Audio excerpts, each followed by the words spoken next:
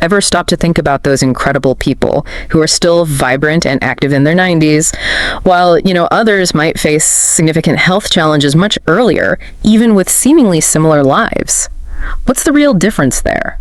It's a fascinating question, isn't it? And researchers are increasingly finding answers. Yeah. Surprisingly, a lot of those answers point to the seemingly small things we do in that first hour after waking up. Exactly. This time, we've really dove deep into a wealth of insights. We looked at experts' firsthand observations of remarkably long-lived communities. We're talking video transcripts from channels like Senior Wisdom, Senior Life Secrets, Wise Elders, Health Guide, even Saud India and Rare Health. Right. And the consistent thread. It seems like your morning routine could actually be a powerful predictor of a longer, healthier life. Which is kind of amazing when you think about it. It is. And what's so encouraging is that we're not talking about, drastic lifestyle overhauls here. Even minor adjustments in that initial hour can have this ripple effect, potentially adding years to your healthy lifespan. Yeah, and researchers at places like Harvard, Stanford, plus studies of those longevity hotspots, Okinawa, Sardinia, they're all highlighting this connection. Exactly. And that's what we're here to explore with you today. This deep dive, it's all about uncovering 7 simple morning habits that consistently pop up in the routines of people thriving way into their 90s and beyond. And the great news, like you said, these aren't complicated rituals. We're talking science-backed habits. Often take just a few minutes, really easy to integrate. Right. To make it real, think about Raymond. Our sources mentioned him. At 66, he was seeing those common signs: higher blood pressure, stiff joints, maybe some memory concerns. Usual suspects, unfortunately. Yeah. Doctor suggesting more meds. But Raymond looked into other approaches, discovered the impact of these morning practices, the ones people often overlook, and he didn't change everything. He focused on small, consistent habits before breakfast, and within months, he saw a really significant positive shift. It's a great example. His story really highlights the potential power of these early morning choices. So the focus of this deep dive is pretty straightforward. 7 morning habits that predict you'll live past 90. And our goal really is to distill all this expert opinion, these real-world observations from the sources, into practical, actionable insights. Stuff you can easily incorporate into your own mornings. Yeah, we want to equip you with knowledge that could genuinely enhance your health span, your well-being, but without feeling, overwhelming. Absolutely. All right, let's get started. Habit number 1. It's incredibly simple. What's the absolute first thing you do when you open your eyes? Reach for the phone. Straight for coffee. Well, our sources are pretty clear on what should come first. Immediate hydration. Water. Sounds almost too simple. It might sound obvious, yeah, but the science behind it is quite compelling. While you sleep, your body undergoes this period of, let's call it mild but continuous dehydration. Okay. You lose fluids breathing, you haven't had any intake for hours. This leads to something researchers like Dr. Jessica Rothman at Harvard call morning blood sludging. Basically, your blood gets a bit thicker when you wake up. Morning blood sludging. Wow, that doesn't sound pleasant at all. So what's the actual impact of that?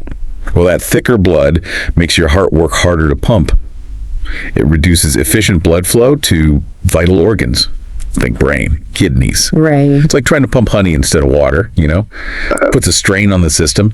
This process even kicks off a subtle stress response in your body. And get this, Harvard researchers, mentioned in several sources, found this overnight dehydration can accelerate aging by a significant 31%. 31%. Just from not drinking water first thing? Wow. That definitely makes reaching for the coffee feel a bit different. Doesn't it? Our sources also shared a really compelling personal story about this, right? Sylvia. Yes, Sylvia. She was 72, struggling with chronic kidney problems, fatigue, some worrying memory issues. Doctors were even talking dialysis. Oh, wow. But she adopted one simple habit: drinking 16 ounces of water immediately after waking, before even getting out of bed. Just water. Just water. Within 2 months, her kidney function improved by an astounding 28%. Her doctor was apparently so surprised, he asked if she'd started some new medication. That's incredible, just from water. So, okay, the clear takeaway for us. What should we actually do? It's incredibly straightforward. Easy to implement. Before you do anything else, even before you stand up, reach for a glass of room temperature water. Put it on your nightstand the night before, and drink it. Make it non-negotiable. Exactly. Non-negotiable first step. Your organs have literally been waiting all night for that hydration. Okay, non-negotiable water first. Got it. Habit number 2. This one takes us outdoors, is that right? Embracing morning light. Exactly. Morning sunlight, ideally within the first 30 minutes or so of waking. It's often referred to in our sources as quietly magical. Quietly magical, I like that. It plays this vital role in resetting your body's internal clock, your circadian rhythm. Okay, let's dig into that resetting the clock idea. How exactly does sunlight do that? Well, natural light, especially sunlight, sends this really powerful signal to your brain. Hey, it's daytime. Right. This triggers a whole cascade of hormonal processes. This early exposure boosts serotonin that helps you feel energized, alert during the day. Oh, okay. And then later on, that same initial light exposure helps regulate melatonin production, the sleep hormone. So it helps you sleep better later. So it's not just about waking up now, it impacts sleep later too. Precisely. It impacts sleep quality, daily energy, mood, and there's even a potential link to reducing the risk of cognitive decline as we age. It sets the tone. It really is like setting the body's tempo for the whole day, mentally and physically. Our sources mentioned Margaret's story here, right? Very relatable. Yes. Margaret, 76. She'd struggled with restless nights for years, trouble falling asleep.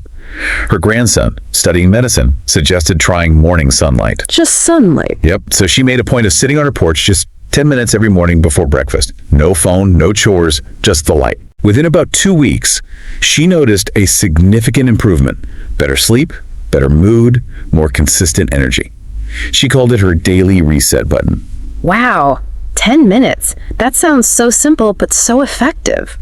Now, what if you live somewhere cloudy? Does that still work? Do you still get the benefits? Absolutely. That's a great question. Even on cloudy days, the natural light outside is significantly brighter. The sources say maybe 50 to 100 times brighter than typical indoor lighting. Really? That much brighter? Yeah. It still provides those crucial wavelengths your brain needs for the circadian rhythm.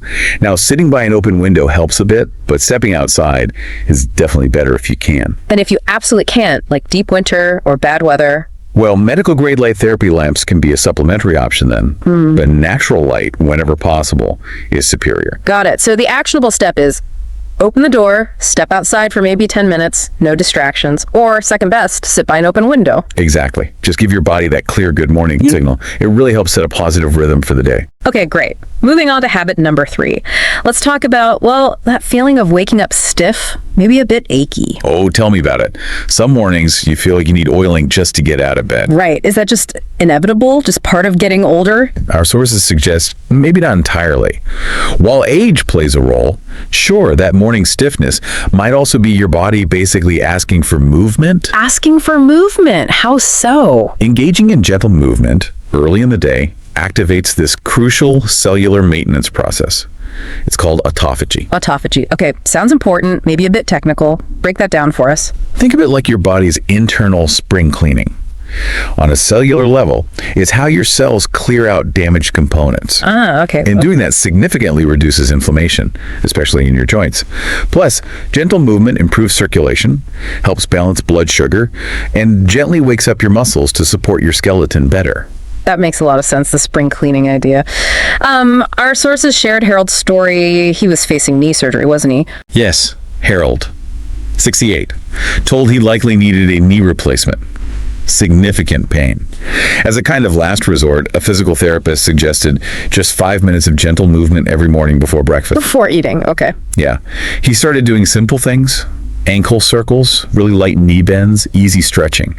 Within about 3 months, his joint pain decreased so much his doctor actually postponed the surgery indefinitely. Wow. Just 5-10 minutes of gentle movement. That's really encouraging. What kind of movements are we talking about specifically? Are we talking jumping jacks here? Oh, definitely not. The key words are gentle and intentional. Think standing tall, maybe gently swaying side to side, rolling your shoulders, wrist rotations, a slow walk around the room. Okay. Even seated stretches if standing is tough. There's absolutely no need to break a sweat. It's really about listening to your body, giving it some gentle lubrication to get things moving. So the takeaway is simple then. Just dedicate 5 or 10 minutes before you eat to slow, intentional movement. Precisely.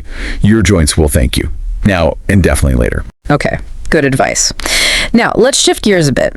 From the physical body to the mind. Some mornings, it's not the body that feels heavy, it's the thoughts, the stress. Habit 4 offers a surprisingly simple solution. It does. Your breath. Just breathing. But Habit 4 mentions a 30-second ritual. That seems incredibly short. How can 30 seconds of breathing really make a difference? Well, a specific breathing technique, even for that short time, can have a really profound impact on your nervous system. It can help calm your stress response, lower cortisol levels, that key stress hormone, improve digestion, even contribute to better sleep quality over time. That sounds like a powerful way to start the day. Tell us about this technique. Okay, so our sources highlighted Eileen's experience. She was 72, dealt with a lot of stress, had anxiety, poor sleep, rising blood pressure. A familiar pattern for many, sadly. Right. Her daughter introduced her to the 4-7-8 breathing technique. The 4-7-8 technique. Okay, for anyone who hasn't heard of it, what exactly is that? It's really simple. You inhale quietly through your nose for a count of 4. Okay, 4 in. Hold your breath gently for a count of 7. Hold for 7. Then exhale slowly and completely through your mouth for a count of 8, often making a soft whoosh sound. Out for 8? 4, 7, 8? Okay. Eileen practiced this just a few cycles each morning after her sunlight. She called it a reset button for her nervous system. A reset button. I like that. She felt calmer, her digestion improved, she slept more soundly. Her doctor even noted lower cortisol and improved heart rate variability. Heart rate variability, HRV, that came up before. Remind us why that's a good indicator. Great question. HRV reflects the variation in time between your heartbeats.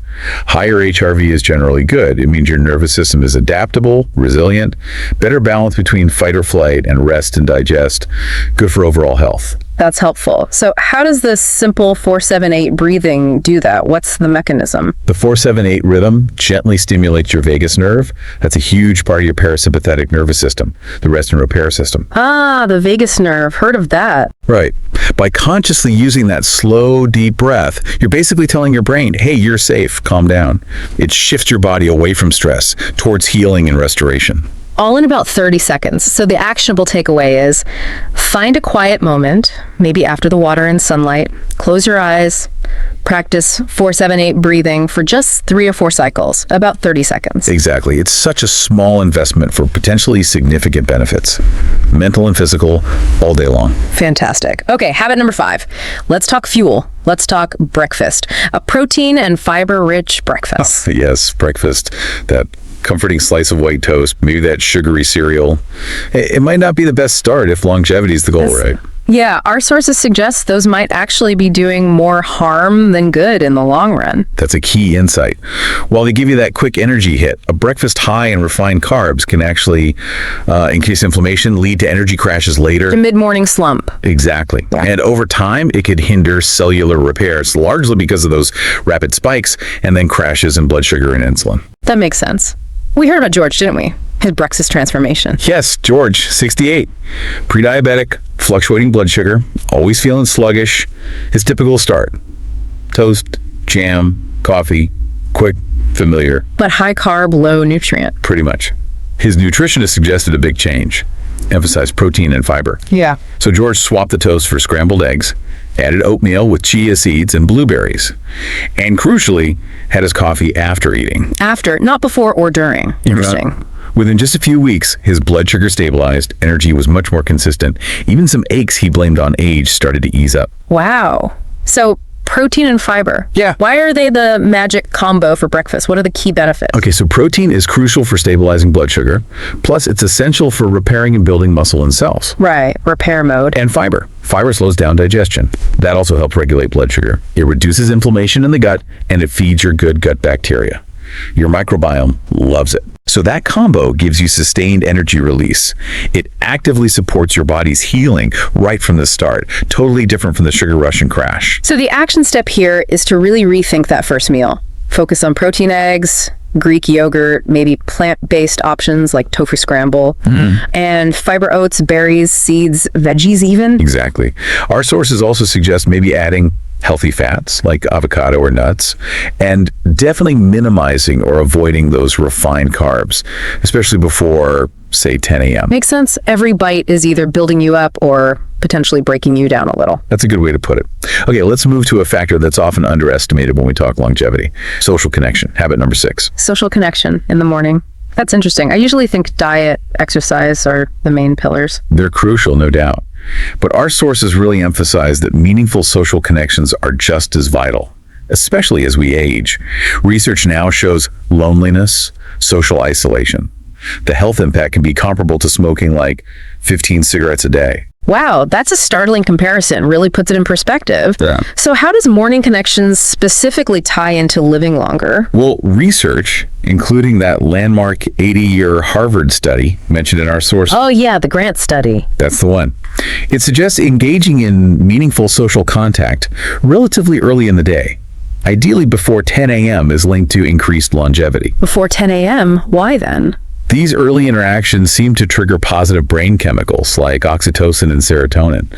They boost your mood, sure, but they also support your cardiovascular and immune systems throughout the day. So it's not just feeling good emotionally, there are real physical benefits. Our sources shared that lovely story about Darlene and her neighbor, right? Yes, Darlene, 81. Yeah. Living alone after her husband passed, low energy, loss of appetite, signs of mild depression. So sad. Yeah. Then one morning, her neighbor just casually invited her for coffee on the porch. That simple invite turned into a daily ritual. Sometimes they'd chat, sometimes just sit quietly together. Being present. Exactly. And over time, Darlene started sleeping better. Her blood pressure improved a bit. Her mood lifted. She felt more connected, more vibrant. It's amazing how a small gesture can have such a big impact. So what are some practical ways we can incorporate this morning hello? What should we actually do? Well, the sources offer simple ideas.